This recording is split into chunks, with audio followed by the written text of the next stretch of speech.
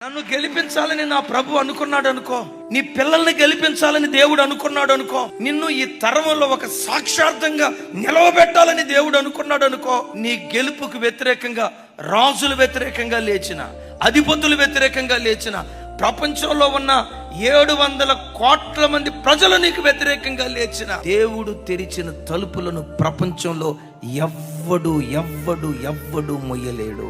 జీవితంలో నీకు ఎంత మేధావితనమన్న ప్రతి విషయమై ఆయన మీద ఆధారపడి, అయ్యా నువ్వు గెలిపిస్తేనే నేను గెలుస్తానయ్యా, నువ్వు బ్రతికిస్తేనే నేను బ్రతుకుతానయ్యా, నువ్వు సహాయం చేస్తేనే ఈ పోరాట భూమిలో నేను నిలవబడతానయ్యా.